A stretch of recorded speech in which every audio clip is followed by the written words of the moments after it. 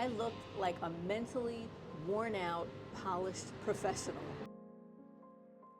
Why are people quick to label it fear when a woman hates her current life but doesn't do anything to change it right away? Let's talk about why we do that and how we can better serve our sister friends even when we can see that they clearly need a change. We hear them complaining on a regular basis about what they're going through. They call us after work, fussing about somebody at the job, or we meet them after work on the weekends for a drink to chill. At least that's what we're supposed to be doing. But they're just constantly complaining. They're tired of it, and we're definitely tired of hearing about it all the time. And we keep asking ourselves, why don't they just do something about it if they hate it that much? Why do they stay?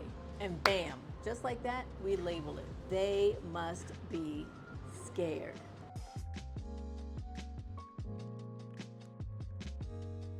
Hi, I'm Miriam, and I talk about what's happening on the inside for us women of a certain age so we can get back to that glow on the outside. I was talking to a friend of mine the other day who told me about a woman she knows who hates her job and wants to find something else. Well, my friend, we'll call her Sally. She loves to make connections with folks. If you need t-shirts, she's gonna connect you with a supplier. If you need a caterer for your next event this weekend, she's gonna connect you with a caterer who's looking for work that same weekend. That's what she loves to do. So Sally's talking to this woman, and the woman is complaining about her job. So Sally asks her, are you serious? Do you really want something different? Now right away, the woman was like, oh yes, definitely. I am so sick and tired of being there with all the bull crap I have to go through on a daily basis. I gotta get out of there. She knows Sally well enough to know that if you ask her for something, she's gonna help you make it happen. Just a couple of days later, Sally contacted someone she knew at a company that was looking for a new hire with this woman's exact qualifications. I'm not surprised, because that's just what she does. Sally tells the woman that her friend will be contacting her soon.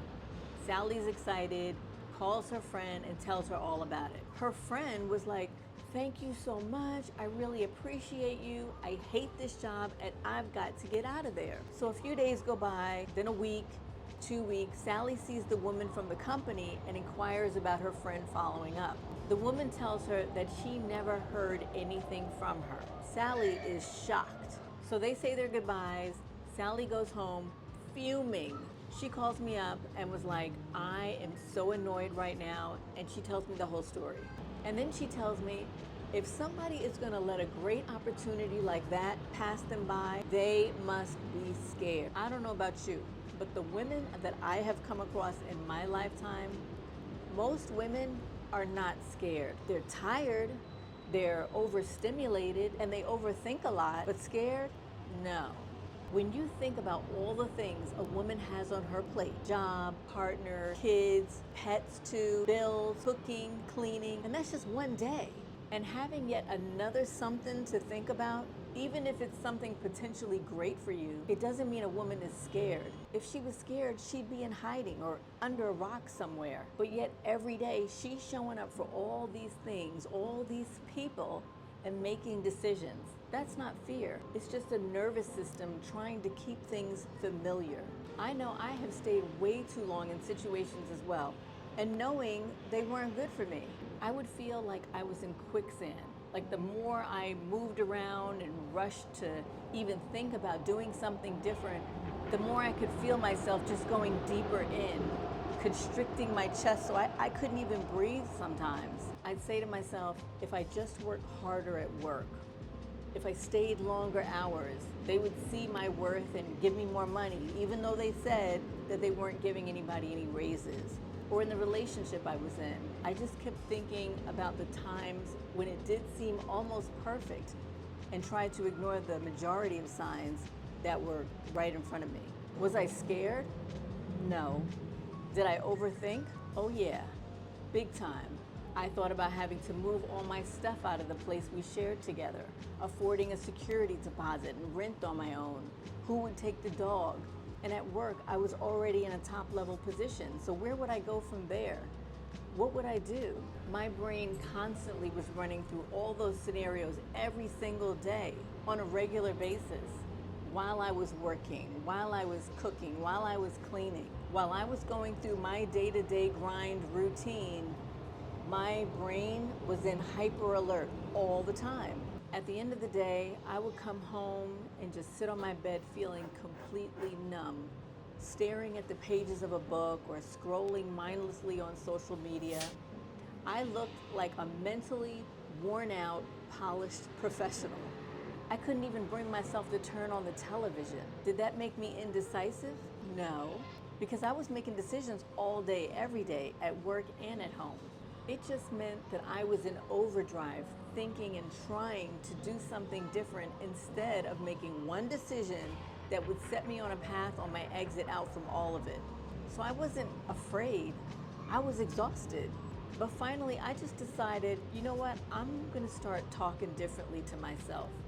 And I would say things like, you don't deserve this. You deserve so much better. And once I started doing that, and I really began to be thankful for what I did have, I mean, slowly but surely, I started seeing glimmers of light at the end of the tunnel. I would come across articles or sometimes a video about someone who did what I wanted to do. It cut the learning curve so I didn't have to figure it all out myself, which would have added to the overthinking. So at work, I told a few people that I'm not gonna be here much longer. And of course, they didn't believe me because everyone who left eventually came back. But those were people who I believed didn't trust in what God had prepared for them, no matter how high that wall looked to climb from the bottom. And I started seeing other women differently too. The mental pain and anguish they were going through that caused them to constantly talk about all of these toxic situations and to stay where they were, I just could relate to them better. But once I got out, I just wanted to shout from the mountaintop and tell everyone, you can do this too. So if you needed to hear just one thing today, you don't need more courage, because it's not fear that's making you stay. You need understanding. And from some of us who've already gone through the fire.